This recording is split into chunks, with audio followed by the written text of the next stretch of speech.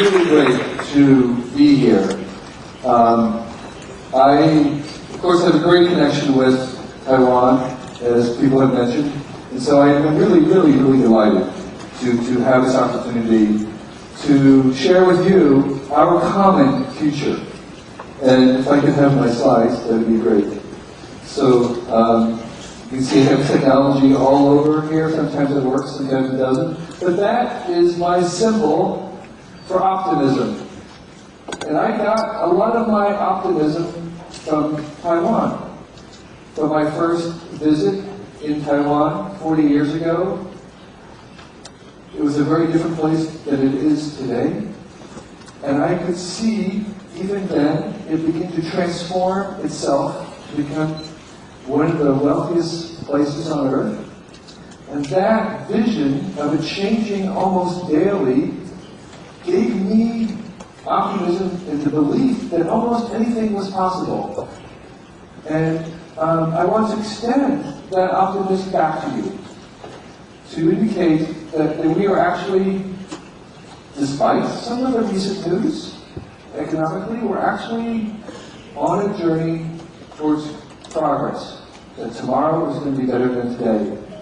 And I want to take some time to talk about specifically what some of those things look like. And I have to say, I did not consult with Johnny Shear about his vision, but we actually agree on a lot of the things. You'll see some echoes of the same vision, because I think that's where we're going to.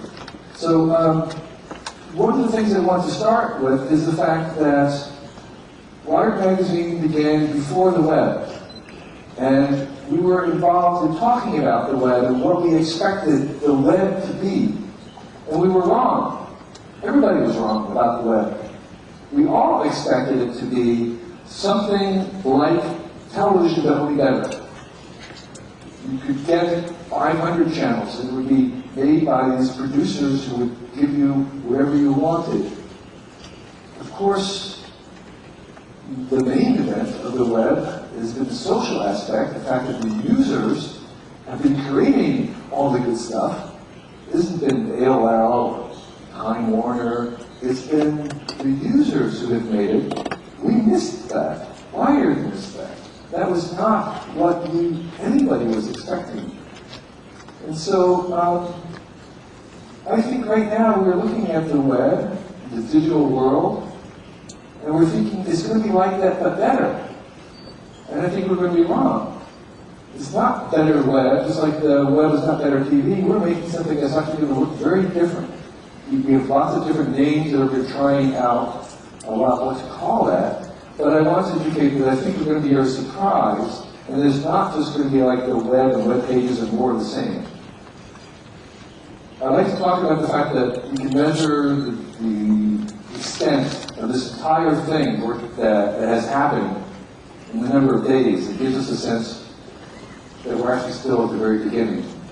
The entire web, browser, the days of the first web browsers like Netscape till now, we're about 7,000 days. And so if you think about all the things that have happened that we now have in 7,000 days, and I'd like to say if you go back to 1990 or even earlier, but even 1990, and if I was to come back and report to people back in 1990 and tell them what we have now, we have this search thing, tells you answers. We have Google, we have maps to the entire world in the streets. We have every sports score. We have stock quotes flowing constantly from around the world. We have the weather of any place in the world that you want. We have an encyclopedia that's better than Encyclopedia Britannica. We have all this stuff. It goes on and on. I could spend an hour telling you about the amazing things that we have. And most of it's free. Somebody back then would tell you there is no way that's possible. There's no economic model that could make that thing work. And so we have to get better at believing things that seem to be impossible. So I'm going to tell you maybe some things that seem unlikely or impossible, and keep that in mind, that oftentimes things that do happen seem impossible at the time. So I have 4 general trends, reflecting the minister's 4 trends. I have 4 trends I want to talk about. And the first trend is screening. We are being surrounded by screens. Screens everywhere. Screens that we stroke and they're very close to our bodies. And screens that, how does this work? Okay. Screens that are being used by kids that are very intimate from the babyhood days. And in addition to the screens, we have voice, Siri, and others. We're increasing the ways that we interact with these screens. We actually will talk to them. We'll talk to the screens. And each screen has an eyeball in it, has a camera in it, that's looking at us as we watch the screen. So as we're watching the screen is looking back at us.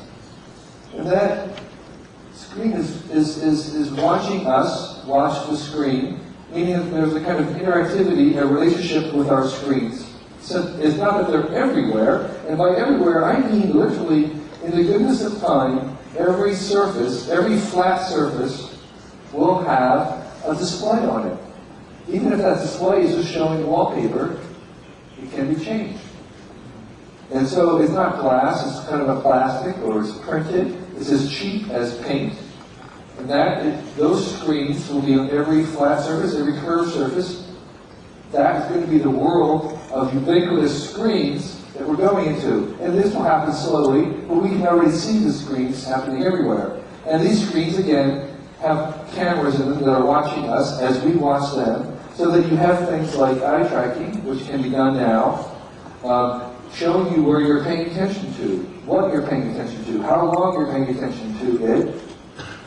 The work at MIT Media Lab is showing an ability to actually discern our emotion, whether what we're looking at, are we perplexed by it, confused, are we distracted, are we hurt by it, are we enjoying it? And so there's a sense in which we are engaged in these screens, and then is also detecting our mood so that it can then adapt to what we're seeing, what we're watching. What's being shown is adapting to our own emotions, just as if we were in a conversation, and if I noticed that you were not paying attention, I might change the subject, or I might focus on something else that we talked about before. So in the same way, these screens are going to respond, and there's kind of an adaptive sense in which the movie, or the video, or the text, or the game is responding to us watching it. So these screens are not passive. They're actually active screens. And they're responding to, of course, our gestures. And you saw some of that in the video which was just shown, in the sense that we're using our whole bodies. It's just not our fingertips talking. It's our gestures. We dance. We interact with these with our arms. And we have some examples, of course, in the movies of Minority Report and Iron Man, where they're engaged in kind of these very complex data sets, and they're using their bodies, they're conducting, they're swinging arms. It's a whole body interaction with these screens. Even though the screens are kind of 3D screens, nonetheless, they're displayed. So, and of course, recently, I haven't updated this since the news, but I've been talking about it for a while, we see the coming screens into our spectacles. Google announced the Google glasses. These are prototypes, but they actually have one now. There's a picture of Sergey Brin wearing one of these. And again, they're overlaying this digital world on top of the world that we see. And I think that's very important, because the crucial idea is that these are screens that we wear. So this is going to become very big, very fast. People are often saying, what's after the smartphone? This is after the smartphone. This is after the tablet. These spectacles, understanding, making how we can actually use them, navigate them, manipulate them, incorporate them into our daily lives. And so even screens that we wear. But what we're going to see with these is this overlay of the virtual world, the information world, put on top of and embedded into the physical world. And this overlay of augmented worlds, where the two worlds are converging, and we see the data laid in so that we have kind of an X-ray view, a superpower of actually being able to see to the information of things. It's not a separate world. This is an important point. The virtual digital world is not separate. The two converge into a single world, and they will partly do that with these screens that we wear. So, at the same time, screens are becoming ubiquitous and devices and shrinking away from our view. The success of innovation and invention and a device is often the ability for it to disappear from our lives. In a certain sense, the ideal situation is that we carry no devices at all, and that the screens around us are watching us and are interacting us with our natural movements and our natural gestures, and that from that, without any devices, they're able to recognize us and to interact with us. So the screens are proliferating and becoming ubiquitous, and the devices ideally actually disappear just as the motors the motors of the Industrial Revolution were huge and big, and they disappeared, even though there's hundreds of motors in this room that we're not even aware of, including one right here. That was because motors have succeeded. And in the same way, some of these devices will succeed by disappearing from our possessions. So, screens, that's the first theme of this world. Screens everywhere, ubiquitous screens, screens as the center, screens as the center of our culture. So we were, at least in the West, people of the book. The book was central. We had a book of laws, we had the Constitution, we had the Bible, we had everything written down, and the center of our culture and education was the book. Now we've become people of the screen, and the screen is the center of culture, and screens have a different culture. They have a different dynamic. They behave differently, and they generate a different kind of culture. The idea of truth in the book era was the author, it was the authority. Author and authority have the same common root in English. And in truth, in the screen world, is not based on authors, it's based on relations, connections, associations. That's good and bad, but that's where we're going to. So the screen is the center of this era that we're headed into. And the second idea was flowing. So this is the chart of the amount of information on the planet, and information is being increased at basically 66.5% a year, which is Moore's law. It's doubling every 18 months. It's the fastest expanding entity on this planet. There's no manufactured thing that we're making as fast over sustained decades. There's no biological thing growing that fast. Information, we're an information planet at this point. And so it's just, that is the currency, that is the fuel of the new economy, and that's what's rapidly expanding. And part of the wealth will be actually being able to harness that growth, to manage it, to decipher it, and filter it, and analyze it. Metadata, so here's the reason why that's going up so fast, is that every time we make some new information, we make information about the information, which is growing even faster. So whenever you sell something or generate a sales, that's a piece of information, and then the information about that sales grows even, there's 3 or 4 other things to say about that piece of information. So this information is growing at such a rate that it's actually exploding. And someone did a calculation showing that the rate of this digital universe is expanding as, it's expanding at the rate of an explosion. It's like a piece of TNT exploding. That's how fast this information is expanding on this planet. So there's an example, this little chart of exabytes. We didn't have exabytes a couple of years ago. Now we have 276 exabytes. There's a lot of zeros at the end of that. It's a lot of information, and there's no end in sight of how much information we can actually, potentially, even generate. So that information is this other world. That information is this other economy. And we're putting little tiny chips of intelligence into everything we make, into the chairs. Into every chair will have a little chip in it. Your shoes with Nike doing it. Your clothes. The doorknobs in hotels have computers in them. Everything will have a little tiny chip in it, a little tiny bit of intelligence. And even more so, we can think of these things like this car. Most of the cost of that car is not in the material. It's not in the carbon or the aluminum or even the rubber. It's in the electronics and the computation and the design, all the intangibles. So this shoe, Nike shoe, is really kind of a chip that has heels on it, and that's a chip with wheels on it.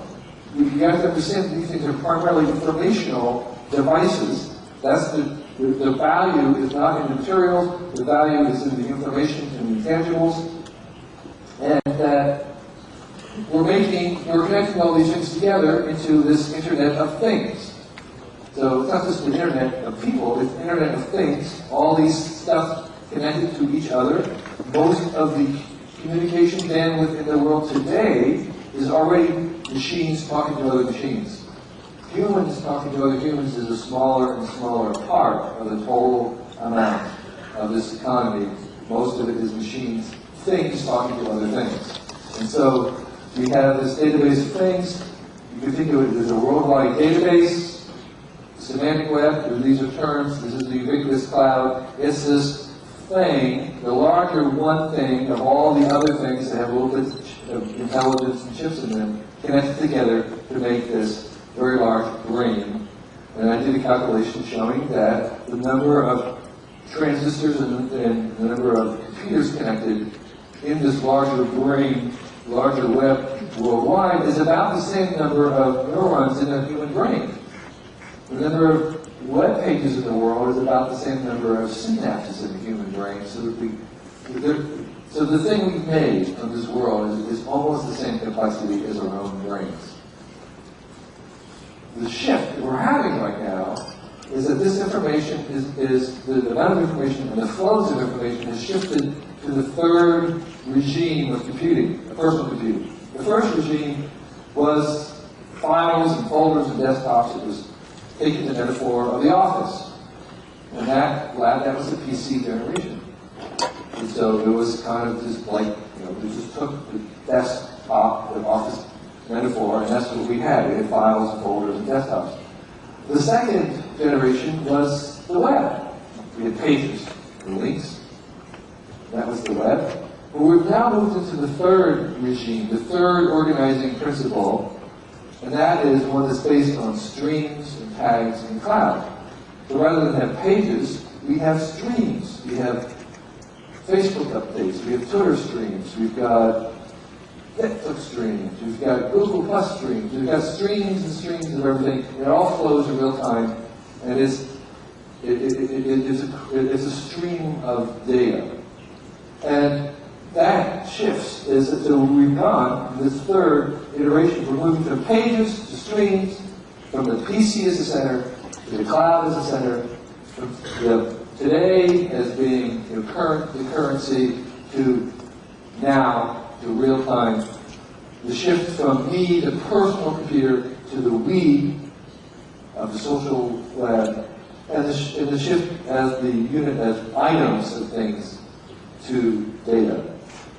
That's part of this shift to the new paradigm. And everything flows into that. Again, it's not just data that we're generating as individuals, but that my shoe is generating, my shirt is generating, my doorknob is generating, my house is generating, my room is generating. All this stuff is flowing into this cloud. It's everywhere. And the data is always moving. talk about storage, but I don't think storage is the right word. I think we want to talk about movage because it's constantly moving. If you put something on a CD-ROM, you're going to be able to read a CD-ROM in a couple of years. You've got to move it to some other form or factor, and if you want to really save it, you have to keep moving things. So things are moving around, and they're constantly moving, so we have this movage. Things are always moving, they're always on, right? If those things are always on, and it's in real time. If it's not in real time, it doesn't count. So there is a sense of this streams and flows, not static web pages, but this kind of ocean of streams and flows going through of data. Okay, so that's the new media, that's the new platform.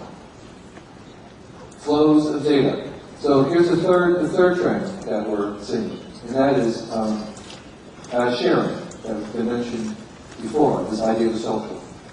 And these live streams that people make, they generate when they intersect with one another, there is a sharing, there is intersection. And live logging is something that I've been following and encouraging people to think about. It has something to do with quantifying, and basically, if you have a stream of everything you do, every keystroke, every picture you upload, that's life logging. So people are more and more funneling their entire life through this stream, where they add everything to the stream, and their lives become this chronological stream. That's called life logging. If you include everything, then you're a life logger. But you can also share all this stuff. So here's Gordon Bell at Microsoft. He had a little camera he was wearing, and he took a picture every 5 seconds, so he had complete documentation of everybody he met, everything he saw. He recorded all his keystrokes, he recorded all his conversations. He's sort of obsessive, crank, extremist, but that's the new normal. And that's where we're all going to be going. We're all going to be recording everything because it costs very little, and there will be many, many benefits to it. So there's body logging, people who are tracking everything in their bodies, and they're doing things like the Fitbit, which I'm wearing right here, okay, which records my steps, my activities, after you even record the sleeping patterns. And these are going to be the basis of the new health technology. There's ones that you wear that record oxygen, glucose, all kinds of bodily factors, and eventually we'll be recording everything about us: location, mood, health, and that self-quantification is the foundation of the health, will be the foundation of the health industry. And by the way, this is also, I think, a tremendous opportunity for Taiwan, because this is engineering, which you're really great at. This is healthcare, which you're really great at. This is quality of life, which you're really great at. This is a combination of technology and lifestyle. And I think the quantified self is this movement of trying to quantify automatically our entire lives into a data stream. So I have this data stream, and I can look back at it. I can find out what's normal for me, for my own body. When medicine and science talk about normal in humans, they actually don't know. The normal is average, and there's nobody who is average medically. And so we actually don't know what your normal is. So we can find out what your normal is by self-quantifying and wearing this stuff and having it in our clothes, in our shoes, in our seats, everywhere. So these are some examples of some of the current technology of self-quantification. Feeding into this data stream. So any data that can be shared will be shared. And this is the other amazing discovery about human nature, is that there's a long list of things that people said nobody would share. They're not going to share financial information. They're not going to share health information. Wrong, wrong, wrong, wrong. We'll share anything under the right circumstances, right benefits. Anything that can be shared will be shared somewhere under the right conditions, with the right permissions. And I think that brings up a whole bunch of questions which we don't know. Nobody knows the answers to these. These are some of the fundamental paradoxes, mysteries of the current world is who owns these kinds of, who owns the data, what's ownership like in this world of shared information? Is it the person who claims that they own it? Is it both sides own it? Who owns it? We don't know. These are all unanswered questions, only to indicate that this is a huge frontier. But I have to say one thing about privacy, because it always comes up in questions, and that is that privacy is a matter of disclosure and benefits. The benefits of personalization. In order to have something to be personalized, which is another one of these trends, you have to reveal yourself.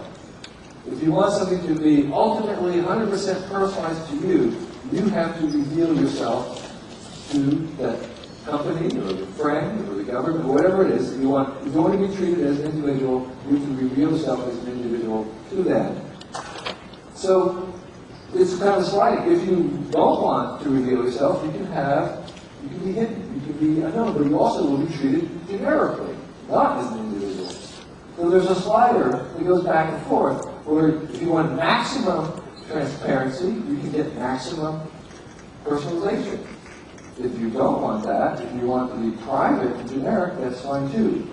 But the whole thing is a slider. And I think what we're finding out, the huge surprise to everybody was that generally people have pushed that slider to personalization and transparency. We're far more interested in moving it to the transparent side and sharing. That's where it goes. Nobody really kind of expected that. So I like to say vanity trumps privacy. Say almost every time. We didn't think that's what human nature is, but that's what we're finding out. So you do want to have another axis, which is being able to control what happens to the information. And that is something that we need to work on, because we don't, what happens to it, who else gets to know about it, and so forth. So there's many dimensions to this idea of this ubiquitous world. We're sharing all this information. I think the word privacy is not a very good word, because it means lots of different things, and we need to unbundle and unravel some of those things.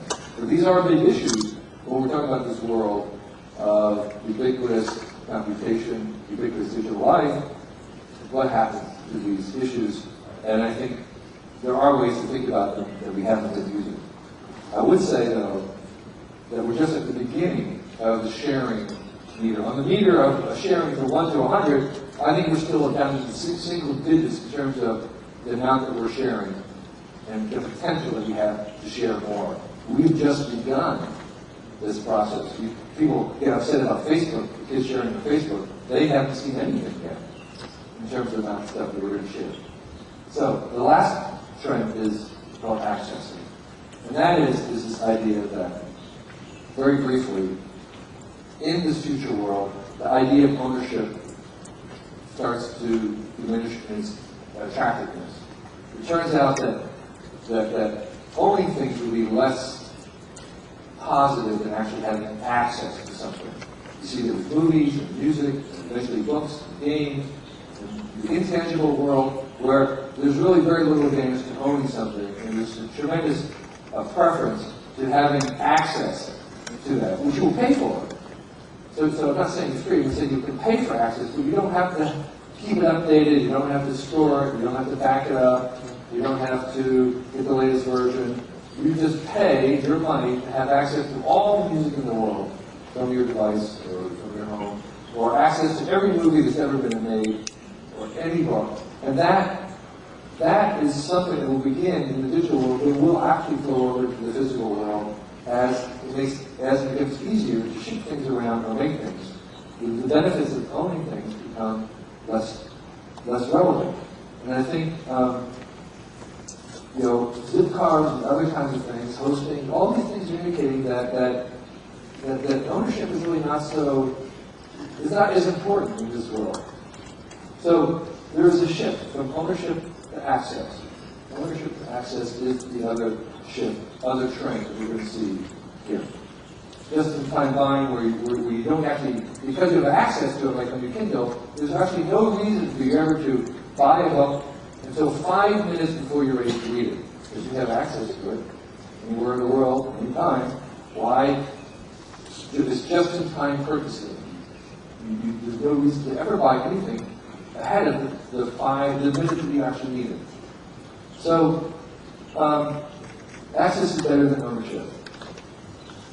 So, let me just end with the summary of these ideas. Screening. The world's going to screens.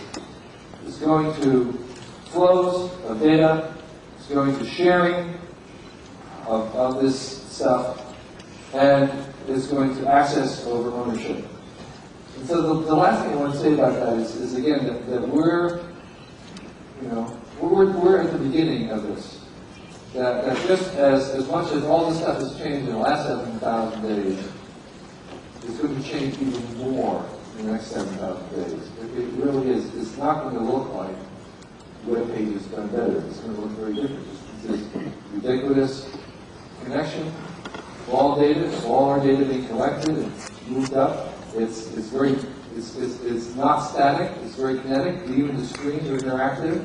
It's a cloud that the ideas of ownership are being questioned, and the devices themselves will continue to specialize, even though we'll have the Swiss Army knife of the smartphone.